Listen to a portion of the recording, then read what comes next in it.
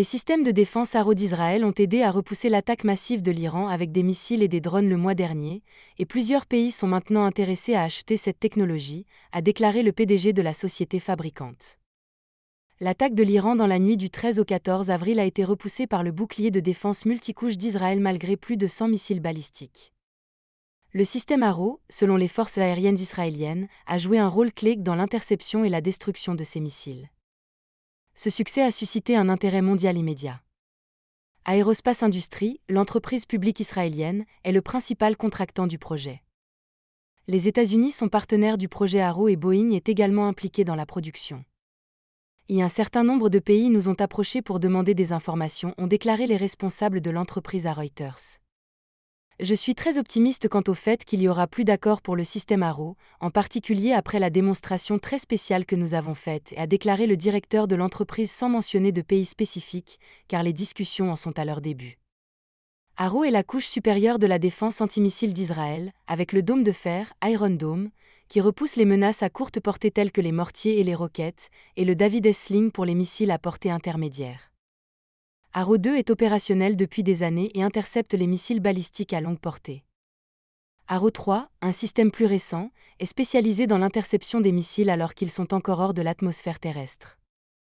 Israël, avec l'approbation des États-Unis, a accepté l'année dernière de vendre à l'Allemagne le système Arrow 3 dans le cadre d'un accord de 3,5 milliards de dollars, la plus grande vente de défense de l'histoire. L'accord intervient alors que l'Allemagne et ses voisins européens augmentent leurs dépenses de défense après la guerre de la Russie en Ukraine. L'accord avec l'Allemagne a pris près de 2 ans pour être signé, et il est probable que ce soit le délai des nouveaux accords en discussion. Toute vente potentielle nécessite également l'approbation des États-Unis. Chaque intercepteur Iron Dome, souvent utilisé pour abattre des roquettes depuis Gaza et le Liban, est estimé à environ 50 000 $. Les missiles Arrow sont d'un autre niveau. Le coût de l'intercepteur Arrow est comparable à celui d'intercepteurs similaires dans le monde, voire même moins cher. Le montant dépasse $1 million, ont déclaré les responsables israéliens sans donner plus de détails. Israël a augmenté la production des systèmes Arrow actuels tout en travaillant sur Arrow 4, qui remplacera Arrow 2.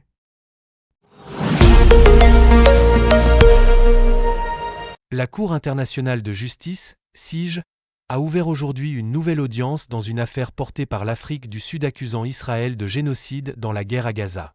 L'Afrique du Sud demande à la plus haute cour des Nations Unies d'utiliser des mesures d'urgence pour presser Israël d'arrêter son opération militaire dans la ville de Rafah, au sud de Gaza, où plus de la moitié de la population de Gaza a cherché refuge. Selon la dernière demande, les dernières ordonnances préliminaires précédemment émises par la Cour basée à la n'étaient pas suffisantes pour faire face à une attaque militaire brutale sur le seul refuge restant pour le peuple de Gaza. Israël a décrit Rafah comme le dernier bastion du groupe militant, ignorant les avertissements des États-Unis et d'autres alliés selon lesquels toute opération majeure là-bas serait catastrophique pour les civils. L'Afrique du Sud a demandé à la Cour d'ordonner à Israël de se retirer de Rafah, de prendre des mesures pour assurer un accès sans entrave aux fonctionnaires de l'ONU, aux organisations humanitaires et aux journalistes dans la bande de Gaza, et de rendre compte dans une semaine de la manière dont il satisfait ces demandes. Le pays affirme également qu'Israël doit prendre toutes les mesures nécessaires et efficaces pour assurer les approvisionnements alimentaires de base pour les Palestiniens à Gaza. Lors des audiences plus tôt cette année, Israël a nié fermement avoir commis un génocide à Gaza et a affirmé qu'il fait tout son possible pour épargner les civils et ne cible que les militants du Hamas. La plupart des 2,3 millions d'habitants de Gaza ont été déplacés depuis le début des combats.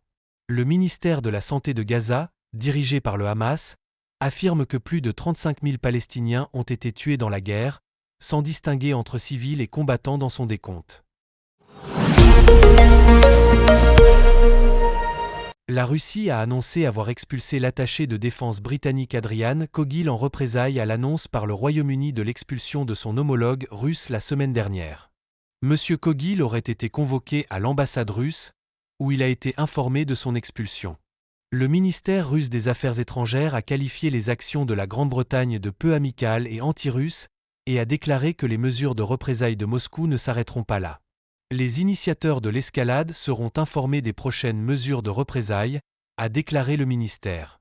Le 8 mai, la Grande-Bretagne a annoncé qu'elle expulserait l'attaché de défense russe, retirerait le statut diplomatique de certaines propriétés et limiterait la durée des visas diplomatiques russes en réponse à ce que le ministre de l'Intérieur, James Cleverly, a appelé l'activité malveillante de Moscou. Le ministre de l'Intérieur de la Slovaquie, Mateusz Sutajstok, a déclaré que son pays est au bord du conflit civil en raison des tensions politiques. Il a demandé qu'il soit mis fin à la propagation des discours de haine sur les réseaux sociaux. Lors d'une conférence de presse devant l'hôpital de Banská Bystrica, le ministre slovaque de la Défense a déclaré que les médecins luttaient pour la vie du Premier ministre Robert Fico. Le ministre a également affirmé que l'attaque contre Fico est motivée politiquement, ce qui a encore intensifié les tensions dans le paysage politique déjà divisé de la Slovaquie. Un suspect est en détention et une enquête préliminaire a trouvé un motif politique clair derrière l'attentat, a déclaré le ministre de l'Intérieur en informant les journalistes aux côtés du ministre de la Défense. Estok a averti que le pays est au bord d'un conflit civil en raison des tensions politiques. De tels commentaires haineux sont faits aujourd'hui sur les réseaux sociaux, alors s'il vous plaît, arrêtons cela immédiatement, a-t-il dit. Le pays est en état de choc après l'attaque contre le Premier ministre et l'événement a souligné la profonde division politique alimentée pendant la période de campagne. Le parti de Robert Fico, Smer, est également accusé de démanteler la démocratie. Lui et son parti ont accusé l'opposition de trahir les intérêts du pays en s'alliant trop étroitement avec l'Occident, a ajouté Tanak. La présidente sortante, Zuzana Aputova, a également appelé à mettre fin à la rhétorique haineuse dans le pays.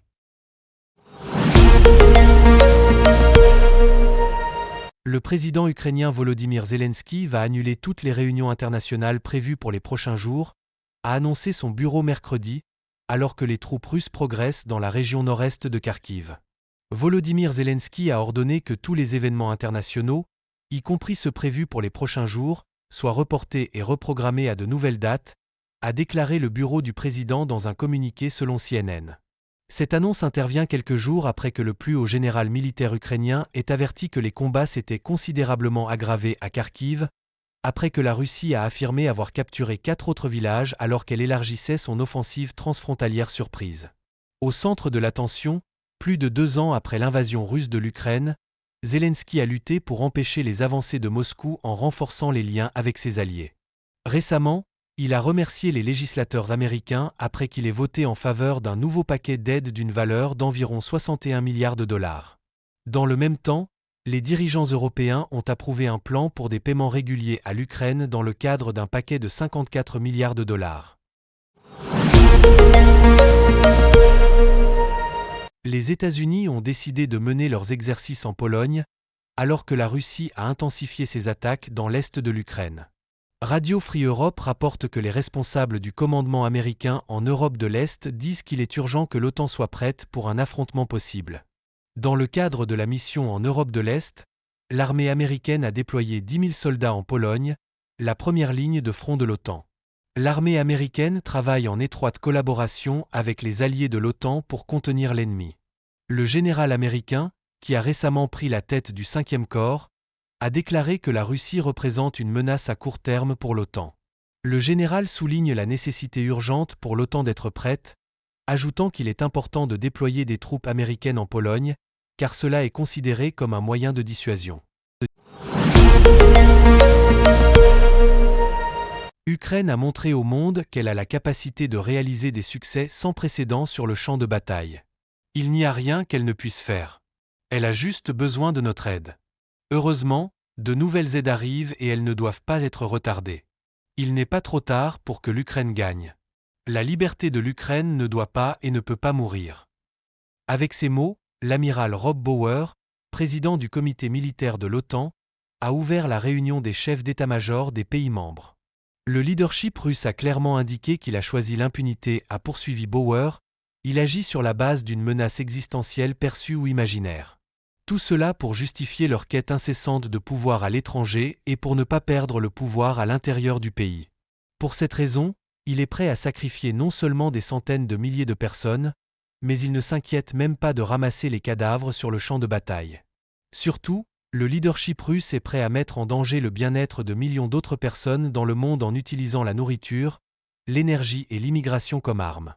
Il nous incombe, dans cette salle, de nous assurer que cela ne continue pas à se produire, a déclaré Bauer.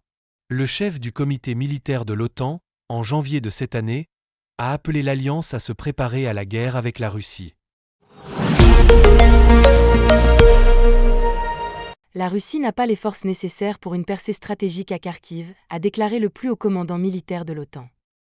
S'exprimant après une réunion à Bruxelles, le commandant suprême des forces alliées en Europe, Christopher Cavoli, a déclaré qu'il était confiant que les troupes ukrainiennes seraient capables de tenir leur ligne dans la région nord-est, où la Russie a lancé une nouvelle offensive surprise il y a près d'une semaine. Les Russes n'ont pas les effectifs nécessaires pour réaliser une percée stratégique, a-t-il déclaré lors d'une conférence de presse. Plus précisément, ils n'ont pas les compétences et les capacités nécessaires pour opérer à l'échelle requise pour exploiter toute percée à un avantage stratégique. M. Cavoli a également déclaré que des améliorations significatives sont attendues prochainement dans la situation des munitions de l'Ukraine. Kiev a manqué de munitions et d'armes en raison de retard dans la livraison de munitions par ses alliés, en particulier les États-Unis.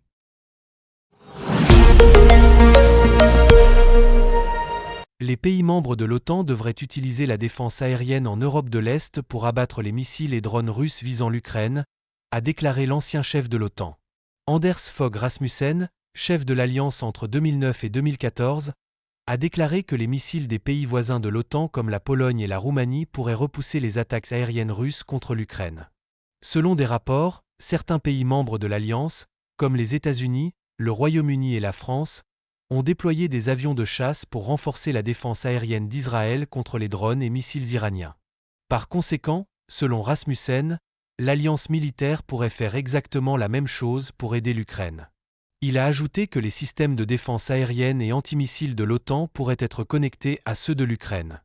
L'ancien secrétaire a ajouté que cet effort protégerait l'Ukraine, son industrie de défense, et éviterait d'envoyer des troupes de l'OTAN sur le territoire ukrainien.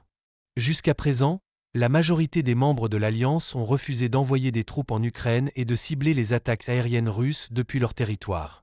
Au lieu de cela, les alliés de l'Ukraine lui ont envoyé près de 118 milliards de dollars d'aide militaire, y compris des systèmes de défense aérienne ATACMS. De plus, le Pentagone a déclaré qu'il accélérerait l'envoi du système de missiles Patriot en Ukraine, dans le cadre du dernier paquet militaire. Alors que certains pays envoient des munitions en Ukraine, d'autres refusent en disant qu'ils en ont besoin pour protéger leur propre espace aérien. Vladimir Poutine a atterri à Pékin pour une visite d'État de 2 jours en Chine, marquant une démonstration significative d'unité entre les deux alliés. Il a été accueilli par des officiels chinois lorsqu'il est descendu de l'avion aux premières heures du matin, heure locale. M. Poutine et son homologue chinois Xi Jinping ne devraient pas annoncer d'accord majeur lors de sa visite, mais le voyage est un signe du partenariat sans limite de plus en plus profond entre les deux pays. Avant la visite, le Kremlin a déclaré que M. Poutine et M. Onze auront une discussion détaillée sur l'ensemble des questions liées au partenariat global et à la coopération stratégique et détermineront les nouvelles orientations pour le développement futur de la coopération entre la Russie et la Chine.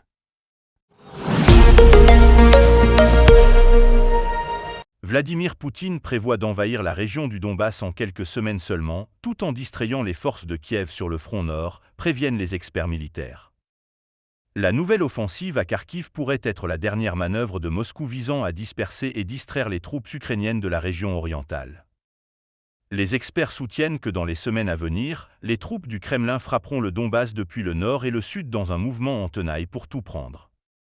Ils disent que depuis plus d'un mois, les troupes russes repoussent les Ukrainiens sur tout le front, exerçant une pression partout, en même temps. Et en se dépêchant avant que les armes occidentales n'arrivent en Ukraine, Moscou cherche à mettre quelque chose dans son sac, rapidement. Le plan final du Kremlin, selon les experts, est que, une fois pour toutes, la Russie envahisse la région du Donbass, dans l'est de l'Ukraine. Le 10 mai, la Russie a lancé une nouvelle grande offensive dans le nord-est, dans la région de Kharkiv, après avoir rassemblé plus d'un demi-million de troupes qui semblaient marcher vers l'ouest. L'Ukraine tente désespérément de maintenir la ligne de front tandis que Moscou envoie des troupes dans des attaques en vague, capturant des villages et des villes clés dans son avancée la plus rapide depuis des mois. D'ici juin ou juillet, avec un peu de chance, disent les experts, les Russes pourraient avoir conquis tout le Donbass. Selon les derniers rapports, les forces russes se préparent maintenant à prendre un village appelé Liptsi, situé à 30 km au nord de Kharkiv. Le président Volodymyr Zelensky a reporté tous ses voyages à l'étranger alors que la situation sur le champ de bataille en Ukraine continuait de se détériorer mercredi et que Kiev a déclaré que les combats s'étaient intensifiés dans la ville frontalière nord-est de Vovchansk, dans la région de Kharkiv.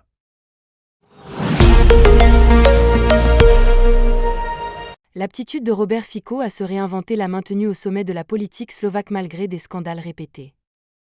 Actuellement, les médecins luttent pour sauver sa vie après une tentative d'assassinat survenue après une réunion gouvernementale dans une petite ville.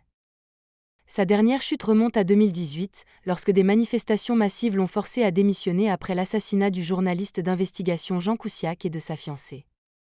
En se tournant vers le président de l'époque, Andrzej Kiska, l'un de ses nombreux ennemis politiques, il avait promis de revenir en politique. « Je ne vais nulle part. Ne t'inquiète pas, avait-il dit. Et il avait raison. Au début, il semblait se diriger vers la fin de sa carrière politique. Après une défaite électorale humiliante pour son parti de gauche, Smer, de nombreux alliés l'ont abandonné. Mais la crise du Covid a créé une nouvelle opportunité pour Robert Fico. Il a commencé à apparaître lors des manifestations massives contre les restrictions du gouvernement de centre-droit pour lutter contre la pandémie. Ces manifestations sont devenues de plus en plus indisciplinées et laides. Fico était en tête, excitant les foules en colère avec un mégaphone à la main, allant même jusqu'à se faire arrêter à un moment donné.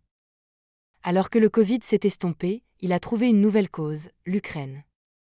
Les élections de septembre 2023 ont été gagnées, en partie, avec la promesse de ne pas envoyer une seule arme à Kiev.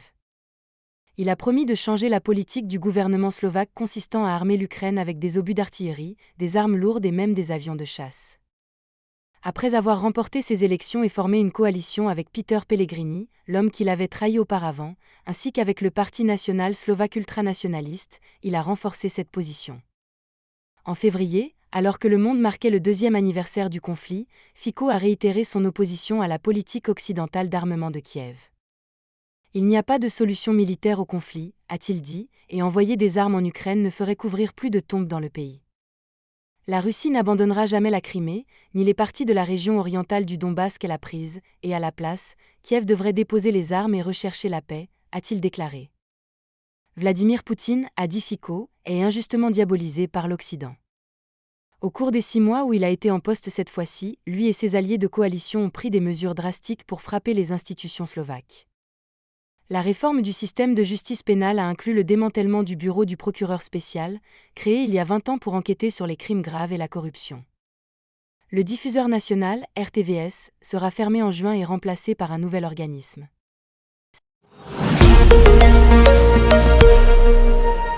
Avant les discussions entre Vladimir Poutine et Xi Jinping, les deux dirigeants ont été vus suivis par 2 officiels portant des sacs. Des photos et des vidéos du duo ont suscité des spéculations sur les réseaux sociaux selon lesquelles les dirigeants exhibaient ce qu'on appelle les mallettes nucléaires de leur nation, potentiellement dans le cadre d'un signalement à l'Occident. Ce sont les mallettes qui accompagnent les dirigeants des puissances nucléaires en tout temps et qui contiennent les codes et les dispositifs de communication nécessaires pour autoriser l'utilisation des armes nucléaires. Cependant, le professeur Michael Clark, analyste militaire de Sky News, a déclaré qu'il était peu probable que les sacs portés par les officiels marchant derrière les présidents chinois et russes contiennent les outils nécessaires pour ordonner une frappe nucléaire.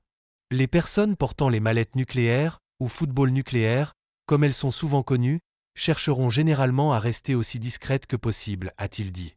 Nous ne pouvons certainement pas exclure l'idée qu'il pourrait s'agir d'un geste maladroit, mais il y a d'autres explications plus probables. Par exemple, les 2 dirigeants ne partagent évidemment pas la même langue, ils auront donc toujours des traducteurs à proximité, et il pourrait bien s'agir simplement d'officiels portant des documents nécessaires pour leur réunion. L'autre chose à noter est que bien que Poutine ait certainement été connu pour s'engager dans des menaces nucléaires à peine voilées, les Chinois sont beaucoup moins enclins à ce genre de rhétorique, il semblerait donc assez improbable qu'ils veuillent s'impliquer dans ce genre de signalisation grossière. La mallette nucléaire de la Russie est traditionnellement portée par un officier de marine. Connu sous le nom de Cheget, nommé d'après le mont Cheget dans le Caucase, la mallette est rarement filmée. L'année dernière, des images ont montré M. Poutine à Pékin accompagné d'officiers en uniforme portant l'appareil. La Russie et la Chine ont déclaré conjointement qu'elles étaient opposées à la guerre nucléaire. Elles ont exprimé leur inquiétude face aux risques croissants causés par la détérioration des relations entre les puissances nucléaires. Et il ne peut y avoir de gagnant dans une guerre nucléaire, indique la déclaration relayée par les médias d'État russes. Les deux pays ont souligné leurs préoccupations concernant la participation de l'Australie au plan de dissuasion nucléaire élargi des États-Unis. La déclaration affirme que la Russie et la Chine sont opposées à un conflit prolongé en Ukraine et qu'il est possible qu'il passe à une phase incontrôlable. Moscou et Pékin ont averti qu'ils renforceraient leur coopération dans le domaine militaire, en augmentant l'ampleur des exercices militaires conjoints. La Chine a déclaré qu'elle soutenait les efforts de la Russie pour garantir la souveraineté et l'intégrité territoriale. La Russie et la Chine condamnent les initiatives de saisie des actifs et des biens des États étrangers, selon les médias d'État russes.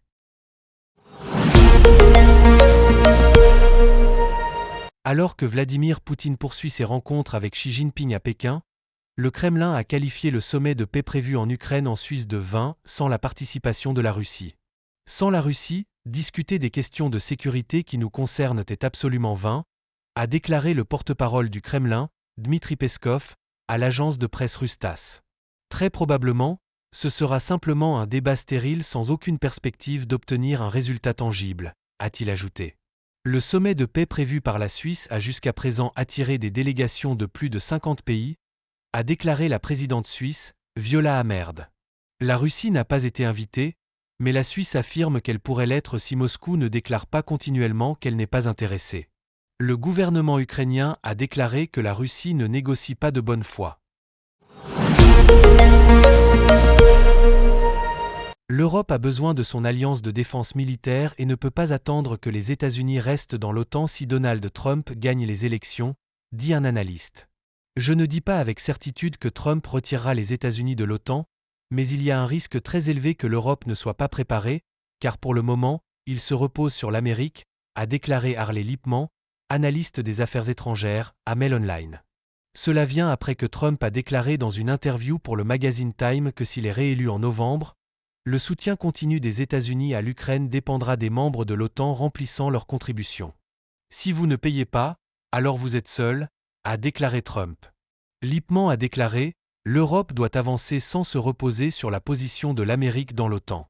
L'Europe doit avoir son propre OTAN. » Il a ajouté que même la France a fait allusion à la nécessité d'une alliance de défense exclusivement pour l'Europe et que l'Europe doit être préparée au cas où Trump mettrait en œuvre sa menace de quitter l'OTAN. L'expert en affaires internationales Lipman a récemment rencontré le député Tobias Ellwood ainsi que l'ancien commandant suprême de l'OTAN, Sir Richard Shirreff, à la Chambre des communes pour discuter des risques de l'isolationnisme américain. Lors de la réunion organisée par l'Institut Henry Jackson Society, Lipman a averti les participants que l'Europe ne pouvait pas compter sur le soutien continu des États-Unis à l'OTAN si Trump était réélu. Il a dit qu'un scénario possible serait que Trump conclue un accord avec la Russie. La Russie prendrait plus de l'Ukraine et ensuite Poutine se tournerait vers la Moldavie et la Géorgie. Il a également dans le collimateur les républiques baltes et la Pologne, a déclaré Lipman, selon lequel aucun dictateur dans l'histoire n'a envahi un pays voisin pour s'arrêter là. Le président chinois Xi Jinping a promis de travailler avec son homologue Vladimir Poutine pour renforcer leur pays alors qu'il entamait des discussions à Pékin, déclarant que la Chine sera toujours un bon partenaire de la Russie. Poutine est arrivé jeudi pour une visite d'État de 2 jours qui comprendra des discussions détaillées sur l'Ukraine, l'Asie, l'énergie et le commerce avec Xi Jinping, son plus puissant soutien politique et autre rival géopolitique des États-Unis. La relation entre la Chine et la Russie est aujourd'hui plus forte que jamais et les deux parties doivent l'apprécier et la nourrir, a déclaré Xi Jinping à Poutine alors qu'ils se rencontraient au Grand Palais du Peuple à Pékin. La Chine est prête, avec la Russie, à atteindre le développement de nos pays et à travailler ensemble pour soutenir l'ordre et la justice dans le monde. La Chine et la Russie ont déclaré un partenariat sans limite en février 2022 lorsque Poutine a visité Pékin quelques jours avant d'envoyer des dizaines de milliers de troupes en Ukraine, déclenchant la guerre la plus meurtrière en Europe depuis la Seconde Guerre mondiale.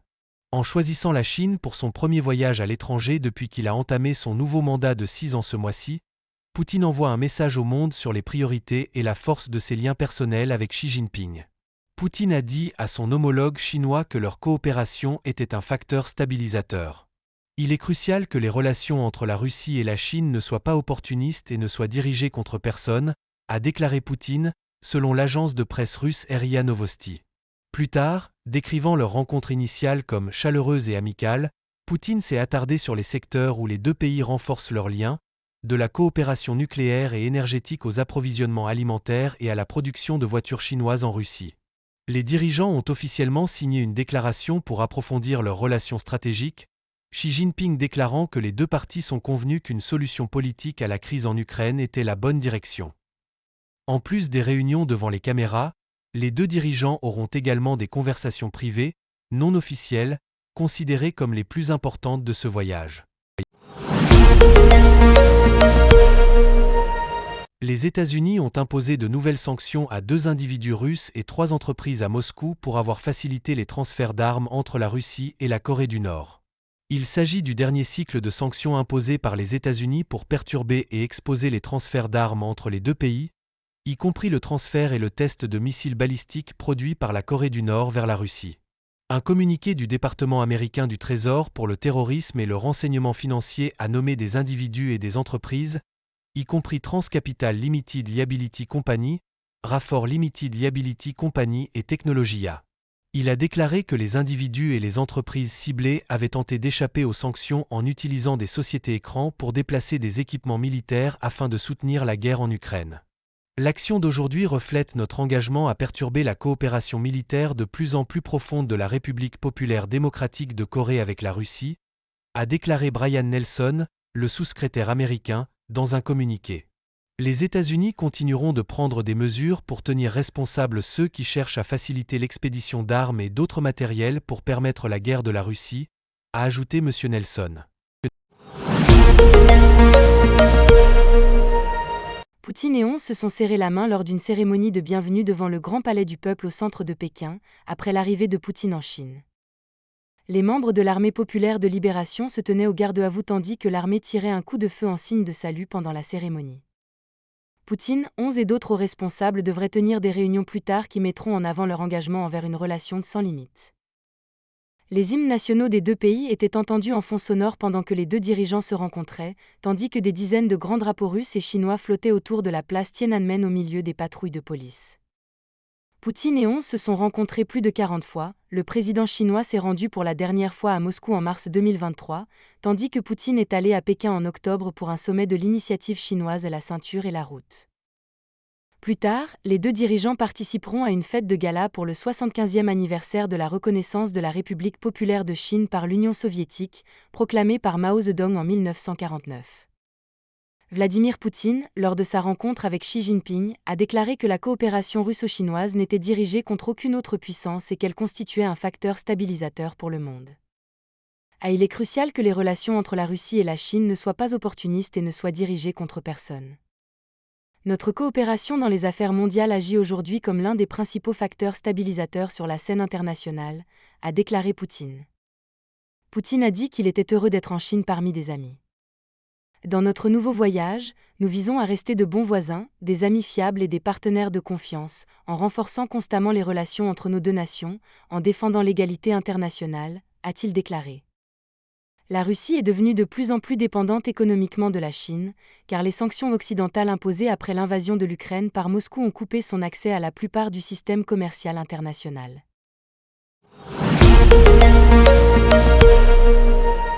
Volodymyr Zelensky a déclaré qu'il leur fallait seulement 2 systèmes patriotes pour empêcher la Russie d'occuper la région de Kharkiv. S'adressant à ABC News lors d'une visite dans la région en difficulté, le président ukrainien a déclaré que le pays ne peut pas se permettre de perdre Kharkiv et a besoin d'aide maintenant pour la sauver de l'occupation. La situation est très grave, a déclaré M. Zelensky. Moscou a lancé une nouvelle incursion à travers la frontière dans Kharkiv vendredi dernier, forçant 8000 personnes à fuir leur maison. Cela fait suite à l'annonce d'une aide supplémentaire de 2 milliards de dollars des États-Unis, en plus des 61 milliards de dollars déjà promis. Le secrétaire d'État américain Anthony Blinken a déclaré hier que Washington se concentre sur l'envoi de systèmes de missiles Patriot et d'autres formes de défense aérienne critiques en Ukraine. Le Patriot est un système de défense antimissile solaire et est considéré comme l'un des systèmes de défense aérienne les plus avancés des États-Unis. Plus tôt ce mois-ci, l'Allemagne a également promis une batterie Patriot supplémentaire, tandis que l'Espagne a annoncé qu'elle livrerait des missiles anti-aériens Patriot.